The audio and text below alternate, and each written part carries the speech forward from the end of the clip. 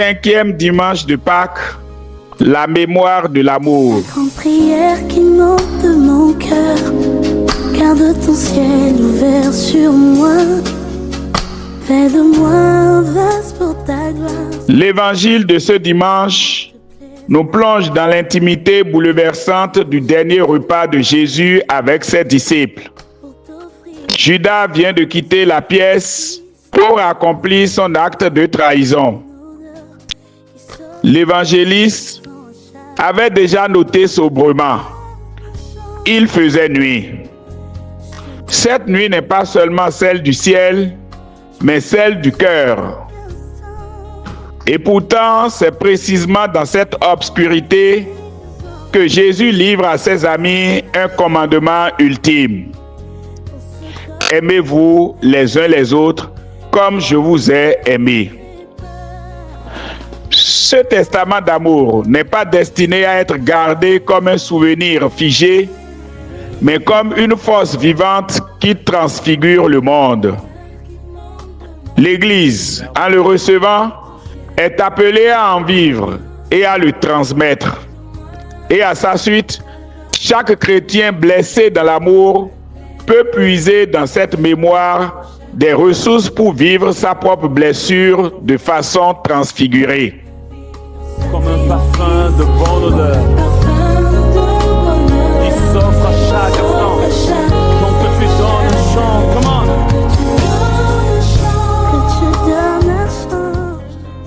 Qu'est-ce que la mémoire de l'amour? Elle n'est pas un vague souvenir sentimental. Elle est le feu pascal planté au cœur de nos histoires brisées. Aimer comme le Christ, c'est vivre en ressuscité au milieu d'un monde qui ne sait plus espérer. C'est croire que l'amour n'est pas fini, qu'il a un nom, un visage, une croix, un tombeau vide, et que cette mémoire vivante nous rend capables à notre tour d'aimer même blessés. Le commandement d'aimer n'est pas nouveau dans l'Alliance, puisqu'il est le cœur même de la loi. Ce qui est nouveau, c'est le visage de celui qui l'énonce, le Christ. Désormais, aimer, c'est imiter Jésus, et cela jusque dans l'obscurité. Il faisait nuit. À l'heure où tout semble s'effondrer, la glorification du Fils passe par l'abaissement de la croix. Et la fidélité à l'amour dans ce contexte peut sembler irréaliste ou utopique. Pourtant, le secret de cet amour n'est pas dans les calculs, mais dans le don de soi.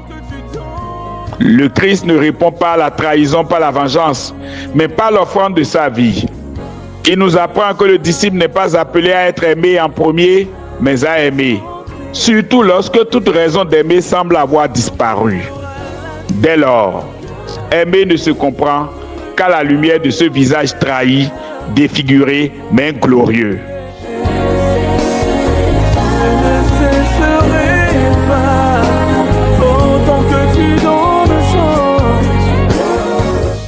La mémoire de l'amour guérit les blessures. Cette mémoire de l'amour est profondément pascale. Elle garde vive l'empreinte de celui qui a donné sa vie, non par faiblesse, mais dans la puissance d'un amour invincible. C'est cet amour qui a brisé les chaînes et remporté la victoire sur la mort. La vision de l'Apocalypse le confirme. Il essuiera toute l'âme de leurs yeux. La mémoire chrétienne ne nous enferme pas dans le passé. Elle nous ouvre à l'avenir de Dieu. Elle transforme nos blessures en source de vie, nos ruines en recommencement, nos morts en gemmes de résurrection. Ainsi, les paroles de Jésus résonnent comme une bénédiction pour tous ceux qui ont été blessés dans l'amour humain. Trahison, abandon, humiliation, déception. Tant de blessures qui poussent au repli, à l'endurcissement, voire au refus d'aimer. Mais c'est précisément dans ce contexte que le commandement de l'amour nous est livré. Le Christ, lui, ne renonce pas à aimer. Et il vient réconcilier notre cœur blessé avec l'amour. Il ne nous demande pas d'oublier, mais de lui offrir notre passé, pour qu'il devienne semence d'un avenir nouveau. Sa croix féconde les nôtres.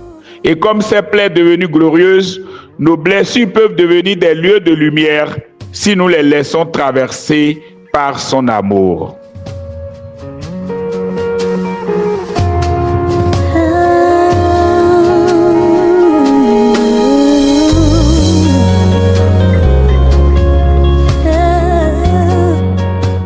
L'Église est la mémoire vivante de l'amour. À ceci, tous reconnaîtront que vous êtes mes disciples, si vous avez de l'amour les uns pour les autres. Ce verset est à la fois une mission et un critère. L'Église n'existe que pour transmettre la mémoire de l'amour du Christ, non pas par des discours, mais par des actes. Chaque communauté chrétienne devrait être un lieu où l'amour guérit, où les exclus sont accueillis, les pécheurs relevés, les cœurs restaurés. Ce n'est pas facile, car nos communautés sont humaines, parfois trop humaines, mais l'Esprit fait toutes choses nouvelles. À la lumière de l'Évangile, vivre une épreuve d'amour pour le disciple du Christ suppose 3 attitudes fondamentales. 1. Consentir à la vérité de son cœur. Il faut accueillir sa blessure sans honte ni fuite. Faire semblant que tout va bien ne guérit rien. La douleur, lorsqu'elle est habitée par le Christ, devient un lieu de vie. Le pire serait de cacher à Dieu cette souffrance qu'il veut porter avec nous. Dans la prière, relisons notre histoire affective à la lumière de la croix. Osons nommer notre peine devant le crucifié. Cela permet à notre mémoire de devenir un espace de purification et de dialogue. 2. Refuser le repli et le cynisme. Après une blessure de l'amour, il est tentant de se refermer, de ne plus faire confiance. Une parole d'amitié devient suspecte. Une promesse fait peur. Certains vont jusqu'à proclamer « l'amour n'existe pas ».